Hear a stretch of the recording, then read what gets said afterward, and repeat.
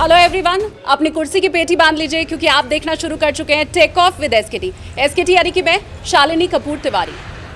आज पॉडकास्ट में मेरे साथ हैं सनातन धर्म के सर्वोच्च पद पर आसीन ज्योतिष पीठ के शंकराचार्य स्वामी अविमुक्तेश्वरानंद सरस्वती जी। वैसे तो वो हर मुद्दे के ऊपर मुखर रहते हैं, चाहे वो राजनीति से जुड़ा हुआ है, धर्म से जुड़ा हुआ है, गौरक्षा से जुड़ा हुआ है। पर आज मेरी कोशिश रहेगी उन तमाम भ्रम को दूर करने की और उन सवालों का जवाब लेने की जो आपके जहन में शायद हमेशा ही चलता रहता है। सवाल जवाब मैं शुरू करूं उसके पहले रिक्वेस्ट आप लोगों से कर लूं, हमारा जो पहला माइलस्टोन है 1 मिलियन सब्सक्राइबर का, उसके लिए आपके सहयोग की ज़रूरत है। पॉडकास्ट आप देखते हैं लेकिन अगर अभी तक आपने सब्सक्राइब नहीं किया है तो प्लीज़ आप सब्सक्राइब करें। आपके लिए बटन बिल्कुल मुफ्त है, हमारे लिए बेशकीमती है।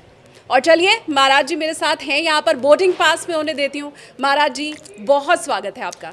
ऑलरेडी बोर्ड कर चुके हैं। चलाइए प्लेन जी। पहला सवाल तो मैं यही पूछना चाहती हूँ क्योंकि मैंने शुरू में ही कहा महाराज जी कि बहुत से ऐसे सवाल हैं जिनका जवाब लोगों को मिला नहीं है। अभी कुछ दिनों पहले योगी आदित्यनाथ ने ये कहा कि कोई भी अपने आप को शंकराचार्य नहीं कह सकता। फिर लोग ये भी सुनते हैं कि ये कहा जाता है कि आपका शंकराचार्य होना अदालत के अधीन है। तो पहले तो मैं चाहती हूँ कि आज ये भ्रम दूर हो ही जाए, क्या मैं शंकराचार्य जी से बात कर रही हूँ? और अगर ये मामला वाकई कोर्ट में है तो उसका स्टेटस फिर आपको ज़रूर पता होगा, आप वो बताएंगे। ऐसा है कि जो समझने के लिए सुनेगा उसके मन में स्पष्ट हो जाना है कि हम गारंटी ले रहे हैं। लेकिन कुछ ऐसे भी लोग होते हैं जो समझना नहीं चाहते, जो सर्कुलर आएगा उनके दल की ओर से उसी के अनुसार बोलना चाहते हैं। उनके लिए तो कोई बता नहीं सकता। ऐसा है कि माघ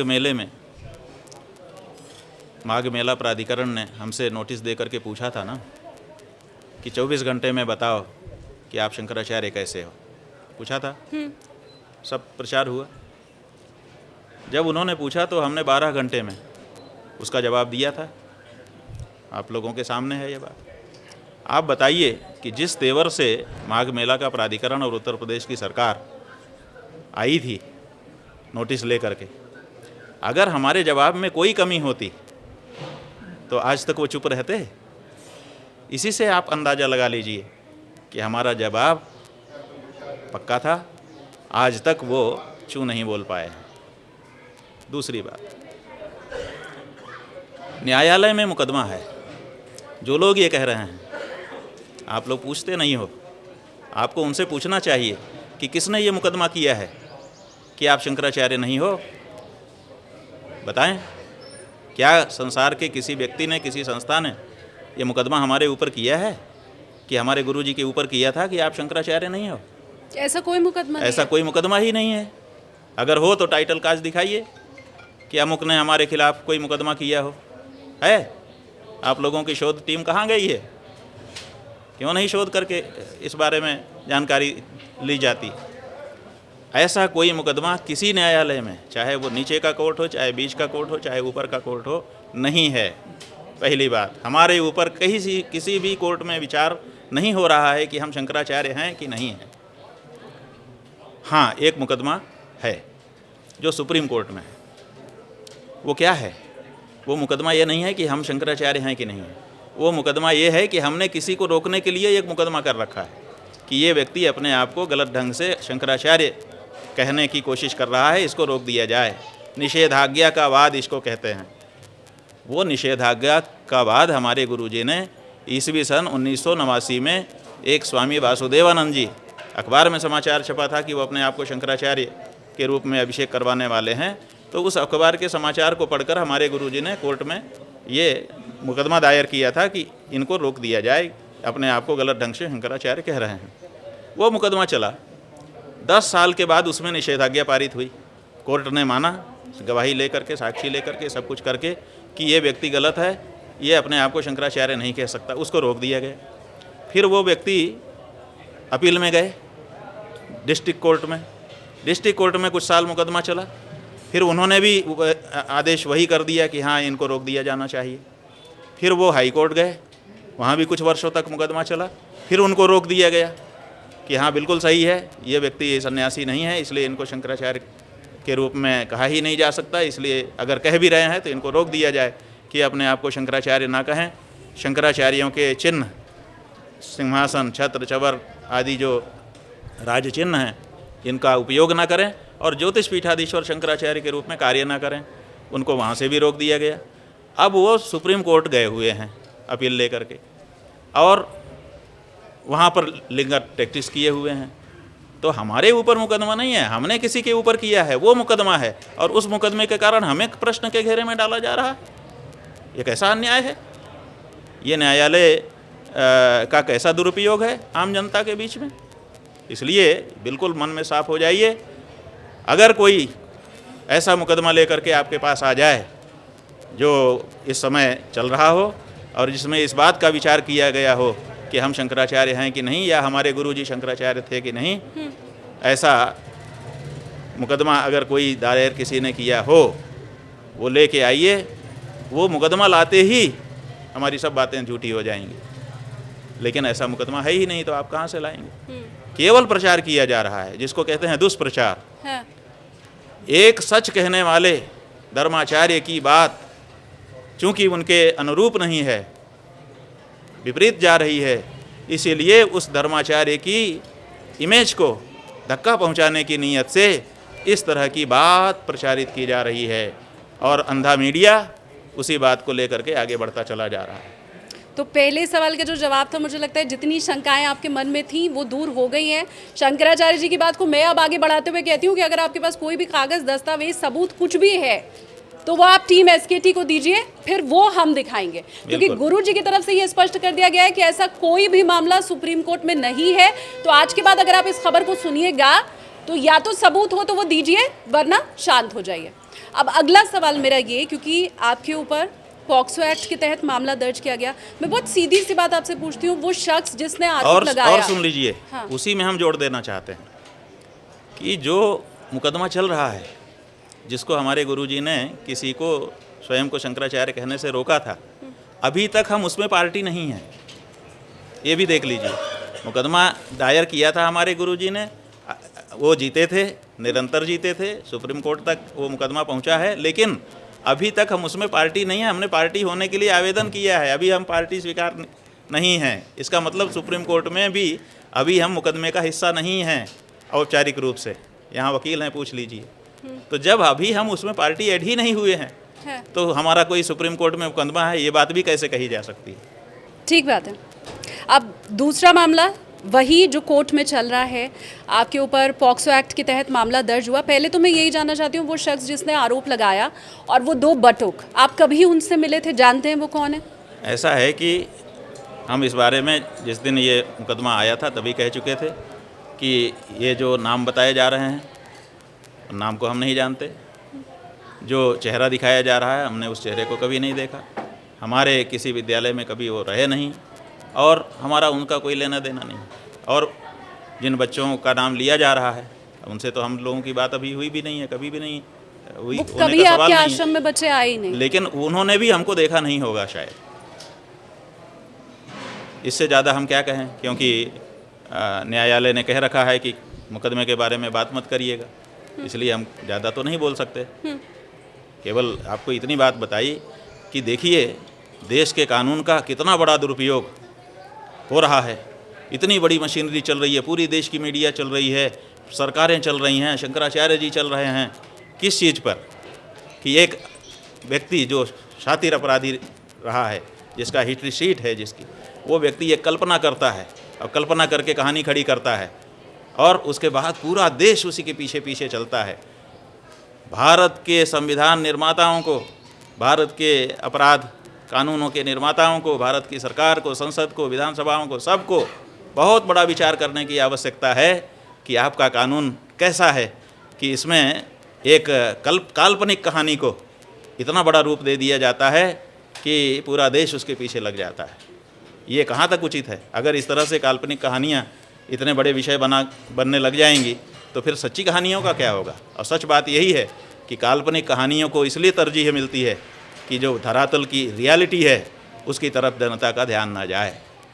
धरातल बड़ा विकट है, इसलिए उसकी तरफ से ध्यान जनता का हटाने के लिए इस तरह की काल्पनिक कहानियाँ लाई जाती हैं और फिर उनको चलाया जाता है। लोग सवाल ये भी पूछते हैं, और मेरे ख्याल से जो इस समय देख भी रहा होगा उसके मन में भी ये बात ज़रूर आएगी गुरुजी, कि एक 14 साल का बालक क्या किसी के गुमराह करने पे या दुष्प्रचार के लिए अपनी अस्मिता को दांव पे लगा के भी किसी पर आरोप क्या लगा सकता है? देखिए, बात यह है कि आप ज़्यादा बात करेंगी तो फिर यही कहा जाएगा कि देखिए मुकदमे के बारे में कहा गया था, बात मत करो, फिर भी ये कर रहे हैं। तो अंततः हाँ हमको ही दोषी बना दिया जाएगा जी तो जो बातें इस बारे में कहनी थी वो हम सब कह चुके हैं लगभग जी। और उसका जो आशय निकालना था सब लोग निकाल चुके हैं। अब ये मुकदमा पंजीबद्ध है और ये विचाराधीन है, तो विचार किसी न किसी दिन होगा ही। दूध का दूध पानी का पानी होगा। हम बस केवल आप मीडिया वालों से और कानून के उन रखवालों से, न्यायाधीशों से और वकीलों से पूछना चाहते हैं, कहना चाहते हैं कि जिस दिन ये केस झूठा साबित होगा उस दिन आप क्या भरपाई हमको करोगे? सनातनी समाज को कौन सी भरपाई आप करने वाले हो, अभी से बता दो, क्योंकि बहुत बड़ी भरपाई आपको करनी पड़ेगी। ये जो आपने जाल बुन करके रखा है ये निरपराध लोगों को फंसा रहा है, ये गलत है। कानून को इसका जवाब देना पड़ेगा, न्यायाधीशों को इसका जवाब देना पड़ेगा, संविधान के संरक्षकों को इसका जवाब देना पड़ेगा। जो लोग संविधान की पुस्तक निकाल के ऐसे ऐसे दिखाते हैं उनको भी जवाब देना पड़ेगा कि तुम्हारा संविधान कैसे किसी निरपराध को इतनी बड़ी ट्रॉमा में लेकर के चला जाता है। आप ट्रॉमा उसकी में थे? उसका पूरा चरित्र नष्ट करके जनता के सामने दिखा दिया जाता है। इतना बड़ा आघात आप कैसे किसी के ऊपर कर सकते हो? और अगर करने का मौका, गुंजाइश आपके कानून में है तो इस कानून पर विचार करने की आवश्यकता है। वो लेकिन मौका आएगा। हम आज केवल कह रहे हैं, एज्यूम करके कह रहे हैं कि वो मौका आएगा। अभी से आप लोग अपना जवाब सब तैयार रखिए, क्योंकि जो झूठा केस है वो तो झूठा सिद्ध होगा ही। आप ट्रॉमा में थे लेकिन? हाँ, आप ट्रॉमा में थे? अरे हम ट्रॉमा में थे कि नहीं थे? कोई भी चला जाएगा ट्रॉमा में। चरित्र से बढ़कर के कोई चीज़ है, प्रतिष्ठा से बढ़कर के कोई चीज़ है? आप उसी के ऊपर आघात कर दे रहे हो और किसी एक व्यक्ति के ऊपर नहीं कर रहे हो, पूरे समाज के ऊपर कर दे रहे हो। आप क्या समझते हो शंकराचार्य कोई एक व्यक्ति होता है? शंकराचार्य 125 करोड़ हिंदुओं का सीधा प्रतिनिधि है, धार्मिक प्रतिनिधि। आप उसके ऊपर चोट मार रहे हो, इसका मतलब 125 करोड़ लोगों के ऊपर चोट मार रहे हो। ये क्यों कर रहे हो आप? और अगर ये गुंजाइश आपके कानून में है, आपकी मीडिया में है कि ये कर सकते हैं, तो फिर जवाब तो आपको देना पड़ेगा। तो हम उस जवाब के लिए आपको तैयार रहने का संदेश देना चाहते हैं आज आपके माध्यम से, कि यह जवाब एक न एक दिन मीडिया को और कानूनविदों को देना पड़ेगा। आप ये कहते हैं कि 125 करोड़ सनातनियों का प्रतिनिधित्व शंकराचार्य करते हैं, फिर सवाल यही उठता है कि योगी आदित्यनाथ भी तो पूरे उत्तर प्रदेश की जनता का प्रतिनिधित्व करते हैं। सनातनियों ने भी और हिंदुओं ने भी बड़ी संख्या में उन्हें वोट दिया है, और फिर आप कह देते हैं कि उनको तो गद्दी पे रहने का कोई हक नहीं है, उनको छोड़ देना चाहिए पद। ऐसा है कि कौन सी गद्दी की बात कर रही हैं आप? मुख्यमंत्री की गद्दी ना। तो आपको हम बता देना चाहेंगे कि आपकी ये बात बिल्कुल झूठ है। जब पहली बार उनको मुख्यमंत्री बनाया गया, देश की एक जनता ने उनको मुख्यमंत्री बनाने का मैंडेट नहीं दिया था। प्रदेश की एक जनता ने उनको वोट नहीं दिया था कि आदित्यनाथ मुख्यमंत्री बने। दिया था? ऊपर से पैराशूट से उतार करके उनको मुख्यमंत्री बना दिया गया था। प्रदेश की जनता को मन मार करके सहना पड़ गया था। लोकतंत्र का मजाक था, लोकतंत्र का मजाक था। जनता के सामने आपने कहाँ उनका चेहरा रखा था? विधायकों ने कहाँ मन से उनको चुना था? खैर वो छोड़ दीजिए। उनको अगर उत्तर प्रदेश की 22-25 करोड़ जनता ने वोट दे करके दोबारा चुना है, तो किस लिए चुना है? मुख्यमंत्री पद के लिए चुना है, महंत पद के लिए नहीं चुने गए हैं वो। हम तो महंत कह रहे हैं कि आप मुख्यमंत्री रहो, महंत पद छोड़ो, क्योंकि महंत पद के अनुरूप मुख्यमंत्री पद नहीं है और मुख्यमंत्री पद के अनुरूप महंत पद नहीं है। दोनों दो तरह के प्रकृति के पद हैं। एक धर्म का पद है, एक धर्मनिरपेक्षता का पद है। एक जो है सर्वतंत्र स्वतंत्र का पद है, धर्म का पद है, और एक जो है वो संविधान की परतंत्रता का पद है, एक में आप सैलरी पेड हो, दूसरी जगह सैलरी नहीं है, आपका मानदेय है। तो ऐसी परिस्थिति में दोनों दो तरह के पद हैं। हमने कभी नहीं कहा कि वो मुख्यमंत्री पद छोड़ें। हमने कहा ये जो आप महंत हो, महंती का पद के साथ मुख्यमंत्री पद नहीं हो सकता, और पहले उनका महंत पद हुआ है, इसलिए महंत पद को छोड़ करके वो मुख्यमंत्री पद पे कैसे जा सकते हैं। हमने इसका जवाब मांगा है और हिंदू धर्म का आचार्य होने के कारण मांगा है। मेरा हक बनता है कि मैं अपने किसी भी हिंदू धर्म के अनुयायी से धर्म के संबंध में जवाब सवाल कर सकूं। हमने पूछा है, आज तक उन्होंने जवाब नहीं दिया है। देना चाहिए था उनको, स्वयं ना देते, अपने विद्वानों के पैनल हमारे सामने भेजने चाहिए थे कि हमारे धर्मशास्त्र ये कहते हैं, हमसे बात करनी चाहिए थी, शास्त्रार्थ करना चाहिए था, चर्चा विचारणा करनी चाहिए थी, रास्ता खोजना चाहिए था। ऐसी क्या बात थी? हमने कोई दुश्मनी से थोड़े उनके लिए कोई बात उठाई है, लेकिन जो धर्म का मर्म है उसकी व्याख्या तो समय समय पे हर आचार्य को करनी ही पड़ती है। तो हमने वो प्रश्न उठाया, इसलिए उनको महंत होने के लिए किसी ने वोट नहीं दिया है, और हमको देश की जनता ने सदा से शंकराचार्य को ये महत्व दिया है, क्योंकि एक समय था जब देश में सब विधर्मी हो गए थे, सनातन धर्म डूब रहा था। उस समय शंकराचार्य आए थे और उन्होंने सनातन धर्म का पुनरुद्धार किया था। वो जो काम किया था, जैसे भगत सिंह, उन्होंने देश के लिए बलिदान किया, आज भी उनका परिवार दिख जाए तो हम लोग खड़े हो जाएंगे, कोई भी खड़ा हो जाएगा। तो उसी तरह से आदि शंकराचार्य जी ने जो योगदान किया है सनातन धर्म के लिए, उस योगदान को याद करके सनातनी जनता आज भी शंकराचार्य को सर्वश्रेष्ठ धर्माचार्य के रूप में मानती है, जानती है। और आज भी धर्म के लिए जब जरूरत पड़ती है तो कौन खड़ा होता है? शंकराचार्य ही तो खड़े हो रहे हैं। तो इसलिए 125 करोड़ के हम आचार्य हैं, इसमें किसको शंका है? संविधान ये कहता है कि चाहे वकील हो, किसान हो, योगी हो, कोई भी हो, वो चुनाव लड़ सकता है। और ठीक है, लेकिन धर्म नहीं कहता है। संविधान आपका कहता है कि जो होगा चलेगा, हमारा धर्म विधान तो नहीं कहता है। धर्म विधान तो कहता है जब तुम सन्यासी हो गए तो अब सांसारिक पद पे नहीं जा सकते हो।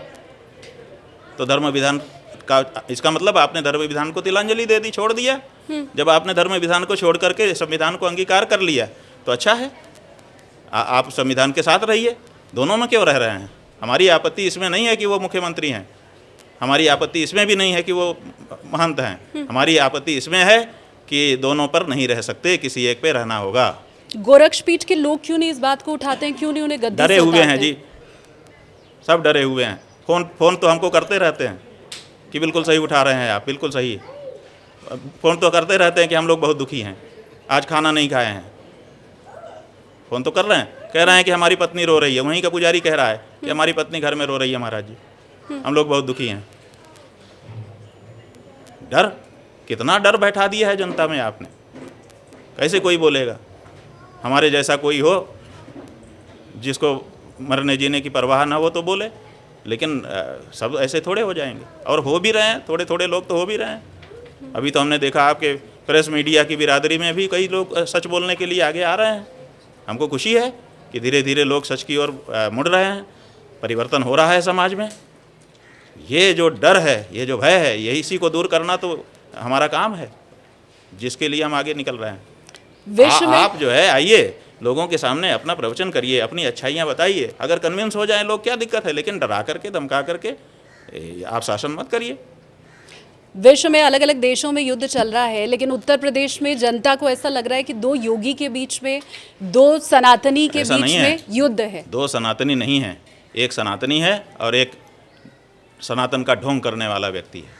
दो सनातनी में कभी युद्ध नहीं होगा। जब दोनों सनातनी हैं तो काहे का युद्ध? जब दोनों सोना सोना है तो काहे का युद्ध? योगी आदित्यनाथ जब दोनों लोहा लोहा है तो काहे का युद्ध? जब दोनों भिन्न होंगे तभी ना युद्ध होगा।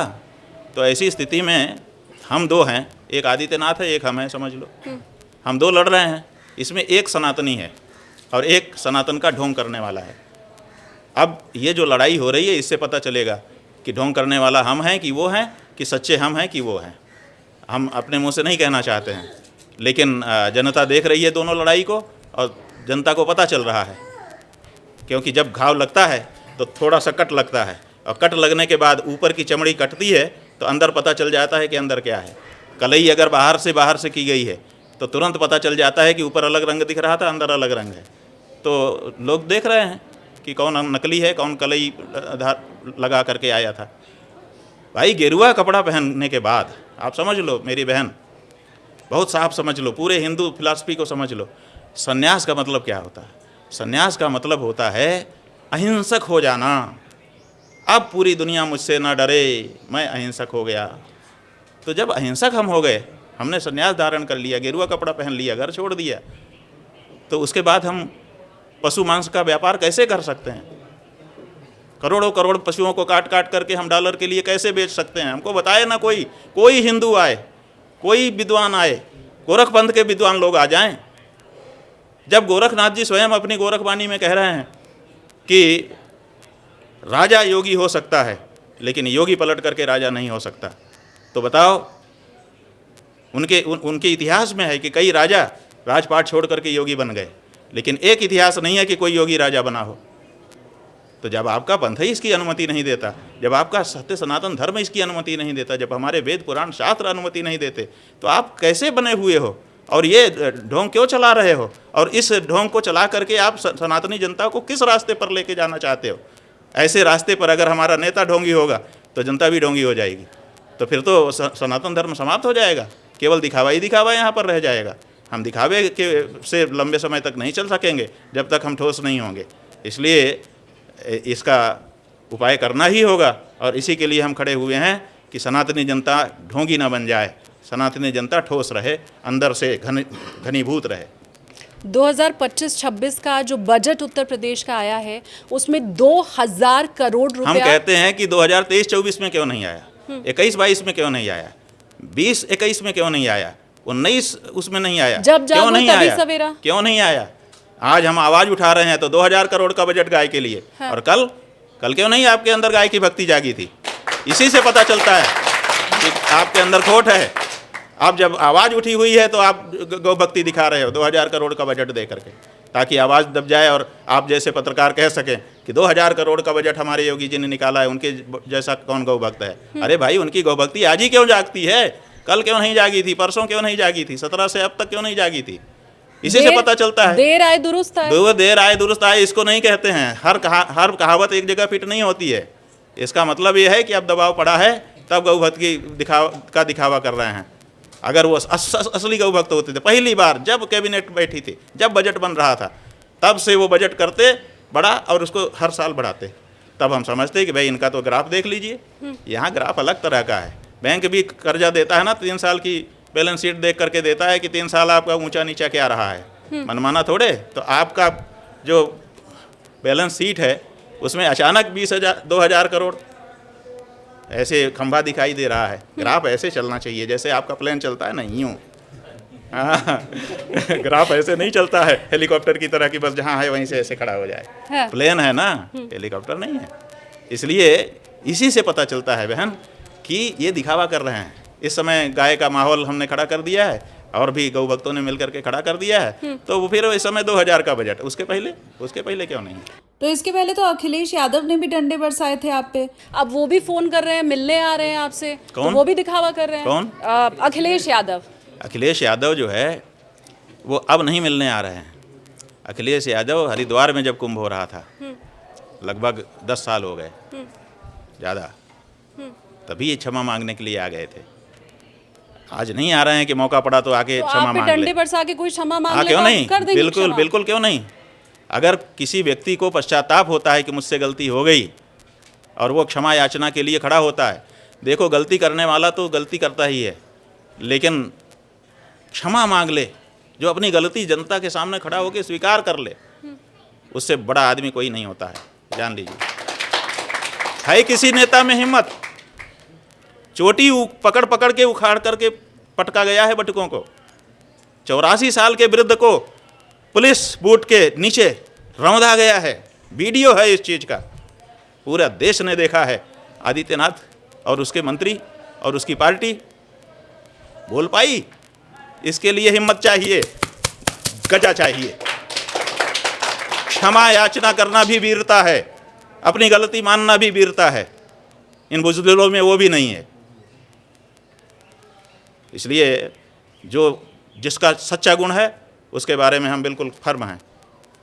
अखिलेश यादव से गलती हुई थी, हमने ही कहा था कि सड़ा आलू अब नहीं स्वीकार होगा। हमने पूछा था सभा में, जब प्रतिकार यात्रा हमने निकाली थी, लाखों लोग इकट्ठा हुए थे। हमने कहा था बोलो आलू की सब्जी खाते हो? उन्होंने कहा हाँ खाते हैं। हमने कहा ठीक है, अगर आलू सड़ जाए तो? बोले हम नहीं खाएंगे। तो हमने यही कहा था कि अभी आलू सड़ गया, अपना खाना। लोगों ने गद्दी से उतार दिया अखिलेश को। ऐसा नहीं है, बात संप्रेषित होती है, जाती है। अखिलेश को इस बात का इल्म हुआ, अखिलेश ने अलग अलग जगह से पता करवाया और तब आकर के उन्होंने क्षमा याचना की। तो और माना, पब्लिकली माना, कैमरों के सामने माना कि हमसे गलती हुई, हमें हमारे अधिकारियों ने गलत रिपोर्ट दी। बाद में हमने स्वयं पता करके जाना कि हमसे गलती हुई है, हम क्षमा याचना करने के लिए आए हैं। तो और हमने स्वयं क्षमा नहीं किया था, आपको अभी पूरी घटना नहीं पता है। जब वो हमारे पास आए तो हमने कहा कि हम अभी अकेले नहीं हैं, स्वतंत्र नहीं हैं, हमारे गुरुजी बैठे हैं, हमारे गुरुजी से क्षमा मांगो। जब घर में कोई बड़ा बुजुर्ग होता है तो हमको निर्णय लेने का अधिकार नहीं होता है। अगर वो क्षमा कर देंगे तो हम भी क्षमा कर दें। तो हमारे गुरुजी से जाके उन्होंने क्षमा मांगी। हमारे गुरुजी ने जब उनको क्षमा किया तो फिर हमारे गुरुजी ने कर दिया, हमने कर दिया। ऐसी क्या बात है? इतिहास गवाह है गुरुजी कि उत्तर प्रदेश में राजनीतिक फायदे के लिए पहले बुआ बनाया जाता है और फिर उसके बाद छोड़ दिया जाता है। मैं सिर्फ ये आपसे जानना चाहती हूँ, या कह लीजिए छोटा मुंह बड़ी बात, आपको ये बताना चाहती हूँ कि कहीं ऐसा तो नहीं आपका इस्तेमाल किया जा रहा है। बात यह है कि राजनीति में क्या हो रहा है, क्या नहीं हो रहा है, ये हमारी विवेचना का विषय नहीं है। बुआ भी राजनीति करती हैं और बबुआ भी राजनीति करते हैं, ठीक है। दोनों पॉलिटिशियन हैं, दो पॉलिटिशियन और दोनों मैच्योर पॉलिटिशियन। बल्कि बुआ तो ज़्यादा मैच्योर थी, पहले मुख्यमंत्री बन चुकी थी, ये तो बाद में बने। तो जब इन दोनों के बीच में कोई व्यवहार हो रहा है, उसका कोई राजनीतिक पंडित लोग विश्लेषण करेंगे। हम उसके विश्लेषण के लिए अपने को उचित व्यक्ति नहीं मानते हैं। लेकिन जब कोई धर्म का व्यक्ति या कोई राजनेता किसी धार्मिक व्यक्ति के सामने जा कर के कोई अपनी बात कहता है, तो दोनों में अंतर होता है। ये दो राजनेताओं के बीच के विषय को, और एक राजनेता और एक धर्माचार्य के विषय को, दोनों को आप एक जैसा ट्रीट करके सवाल नहीं बना सकती। आपके पास मौका नहीं है। 27 में आप अखिलेश यादव के साथ हैं? हम अखिलेश यादव के साथ किस बात के लिए हैं? अखिलेश यादव अगर गिर पड़ें तो हम दौड़ के उठा देंगे, ठीक है। अखिलेश यादव अगर कोई पुकार लगाएं व्यक्तिगत रूप से, हम दौड़ के पूरी कर देंगे अगर हमारे वश में होगा। क्यों? क्योंकि उन्होंने एक सद्गुण दिखाया है। जिस समय बटुकों के ऊपर प्रहार किया गया, जिस समय सनातन प्रतीकों के ऊपर मुगलिया फेल हो जाएं, ऐसा प्रहार किया गया प्रयाग के माघ मेला के मौनी अमावस्या के दिन, उस समय वही नेता था जो हिंदुओं के साथ अपने आप को खड़ा करने में समर्थ हो सका, दूसरा कोई नहीं हो सका। तो उसके लिए हम लोगों के मन में अच्छा भाव है। लेकिन हमसे कल बरेली में भी पत्रकारों ने पूछा था, काशी में भी पत्रकारों ने पूछा था, तो हमने यही कहा कि देखिए व्यक्तिगत रूप से उनके इस सद्गुण की और हमारे दुख के समय में हमारे साथ खड़े होने के लिए हम उनकी प्रशंसा करते हैं, भूरी भूरी प्रशंसा करते हैं।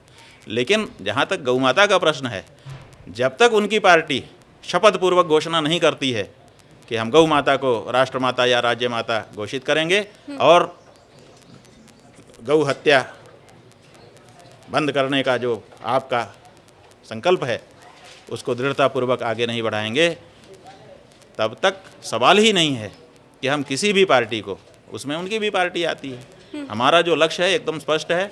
हमारा ये राजनीतिक अभियान नहीं है, यह शुद्ध धार्मिक अभियान है और गौ माता के लिए समर्पित है। इसमें बाकी किसी को नहीं देखा जाएगा। सगा भाई भी हो ना, जो दिन रात हमारी मदद करता हो, अगर गौ माता के विरुद्ध खड़ा होगा तो उसको हम लोग धक्का मार के गिरा देंगे। और अगर दुश्मन भी हो और गौ माता को बचाने के लिए दौड़ पड़ेगा तो हम लोग उसको अपने माथे पे उठा लेंगे। साफ बात। इसलिए इसको राजनीति के चश्मे से जो लोग देख रहे हैं वो फेल हो जाएंगे। गौ माता को राष्ट्रमाता के दर्जे वाली बात तो अखिलेश यादव ने नहीं कही है, लेकिन ये ज़रूर उन्होंने कहा है कि अगर मौका मिला तो गौ संरक्षण के लिए बड़ा कदम उठाऊंगा। ठीक है, बड़ा कदम उठाएं, लेकिन माँ कह के पुकारेंगे नहीं। अभी हमने दिल्ली की मुख्यमंत्री के बारे में हमसे प्रश्न पूछा गया था कि वो गौशाला बनाने के लिए फंड निकाल रही हैं। हमने क्या कहा कि पहले माँ कह के तो पुकारें संवैधानिक रूप से, कानूनी रूप से। वो तो कर नहीं पा रही हैं, तो गौशाला से क्या हो जाएगा। आपने पशु मान करके कुछ उनके लिए इमदाद दे दी, तो ये काम नहीं। हमारा ये कहना है कि माँ कह करके पहले पुकारिए, उसके बाद बाकी सब देखा जाएगा कि आप क्या करेंगे क्या नहीं करेंगे।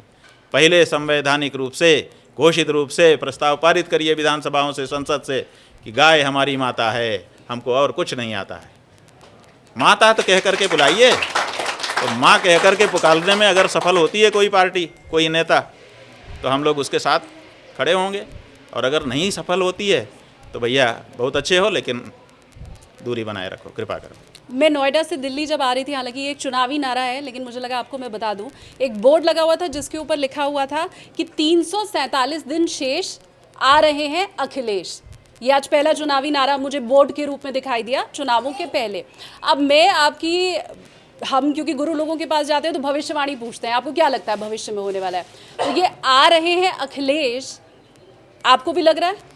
ऐसा है कि वो उनकी पार्टी के लोग होंगे, उनके प्रेमी लोग होंगे, वो अपने नेता को लाने के लिए आशा आकांक्षा कर रहे होंगे। हम तो ऐसी कोई आकांक्षा नहीं रखे हैं ना कि अमुक नेता आ जाए।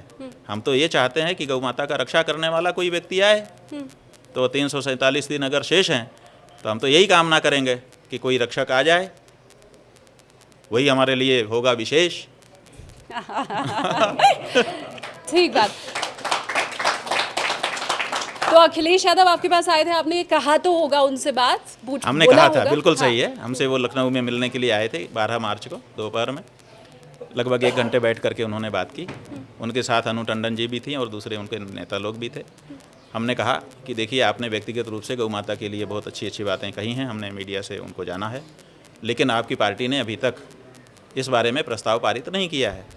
तो आप इस बारे में स्पष्ट जान लीजिए कि हमारी ये बात है। तो उन्होंने कहा हम पार्टी में चर्चा कर रहे हैं। इतनी बात है हमारी। जो बात है छुपी हुई कुछ नहीं है हमारे पास। हमारे पास छुपाने के लिए कुछ भी नहीं है, साफ साफ है। और जो कोई छुपाने करके बात हमसे करने आए वो कृपया ना आए, क्योंकि हम छुपा नहीं पाएंगे। और ख़ास करके ये बात इसलिए भी कह रहे हैं कि वो इंद्रेश कुमार, वो अकेले में हमसे कुछ बोल रहा था, अब कुछ बोल रहा है, तो हम हमसे क्यों बोलते हो वो बात जो पब्लिक में हम कह दें तो फिर मना करना पड़े तुमको। ऐसी बात बोलिए ही मत जो आप छुपाना चाहते हो। क्या कहा था पहले इंद्रेश? अब जो भी कहा था आपको तो पता ही है, अब आप फिर हम दोहराएं। उन्होंने जो ये कहा था हमसे कि हम राष्ट्रीय मुस्लिम मंच के माध्यम से कार्य कर रहे हैं और उसमें हमने 10 लाख हिंदू बेटियों का विवाह मुसलमानों में करा दिया। तो हम चौंके थे कि अरे ये कैसे? तो 10,000? तो उन्होंने कहा नहीं 10 लाख। तो हमने उनसे पूछा कि ये क्यों कराया आपने, ये तो बहुत बड़ी संख्या है। बोले कि ये लड़कियां जा कर के उनको बदल देंगी। तो हमने कहा कि ऐसा होता कहाँ है। खैर, अब ये बात हमने किसी समय बातचीत में हमको याद आई, हमने कह दिया। अब वो कह रहे हैं कि ये सही नहीं है। ऐसा तो नहीं कहा उन्होंने कि हमने नहीं कहा, लेकिन कह रहे हैं सही नहीं है। पहले कहा अमानवीय है, असंवैधानिक है, ये सब कहा। इसमें अमानवीयता क्या है, असंवैधानिकता क्या है, पता नहीं, लेकिन उनका वक्तव्य आया। बाद में फिर दूसरा वक्तव्य आया, उसमें कहा कि वो असत्य है। तो ठीक है, असत्य है, इसका मतलब कि जो बात वो अकेले में कह सकते हैं उसको सार्वजनिक रूप से कहने में उनको दिक्कत है। ऐसे बहुत से लोग होते हैं जो अकेले में अलग बताते हैं, बाद में जब पब्लिक के सामने कहो तो मिट जाते हैं कि नहीं नहीं ऐसा नहीं है। तो उसी प्रकृति के हैं, हम जान गए। तो हम ये कहना चाहते हैं आपके माध्यम से कि हमसे कोई भी व्यक्ति ऐसी बात करने के लिए ना आए जिसको कल को छुपाने के लिए इच्छा रखता हो। हमसे जो कहेगा हम बिल्कुल साफ साफ बता देंगे ज़रूरत पड़ने पर। साफ साफ आप बता देंगे तो मुझे लगता है ये भी लोगों को पता चल जाना चाहिए। जो कोर्ट का आदेश था उसमें लिखा हुआ था कि आप विदेश नहीं जाएंगे। मैं जितना जानती हूँ, क्योंकि पहले पॉडकास्ट में आपसे चर्चा हो चुकी है कि भाई आप तो विदेश वैसे ही नहीं जाते हैं। पासपोर्ट बना हुआ है आपका? ऐसा है कि अगर पासपोर्ट, उन्होंने कहा है कि पासपोर्ट सरेंडर कर दें। हाँ। अब हम बनवाएंगे तो सरेंडर करेंगे। अब हमको मन हो रहा है कि बनवा लें, हाँ। ताकि सरेंडर कर सकें। देखिए, बात यह है कि इसीलिए हम कहते हैं ना कि धर्म का मर्म जो नहीं जानता उसको धर्म के मामले में अपनी मूर्खता सिद्ध करने के लिए बोलना नहीं चाहिए। ये पता होना चाहिए कि जो 4 शंकराचार्य पीठ हैं, 2500 साल से ये परंपरा चली आ रही है। आज तक कोई शंकराचार्य किसी भी 4 पीठ का विदेश नहीं गया है। और गया है, एक आख ऐसा बीच में मौका आया तो पीठ छोड़ करके गया, फिर दोबारा पीठ में नहीं आया है। तो ऐसी परिस्थिति में ये सोचना कि कोई शंकराचार्य विदेश चले जाएंगे ये संभव नहीं है। शंकराचार्य इसलिए भी बहुत महत्वपूर्ण हैं क्योंकि वही हैं आज की तारीख में भारत में जो भारत से इतना लगाव रखते हैं कि जीवन पर्यंत कभी भी भारत छोड़ करके बाहर किसी कारण से नहीं जाते हैं। है कोई और कोई नहीं है, केवल शंकराचार्य हैं जिनकी भारत के प्रति निष्ठा असंदिग्ध है।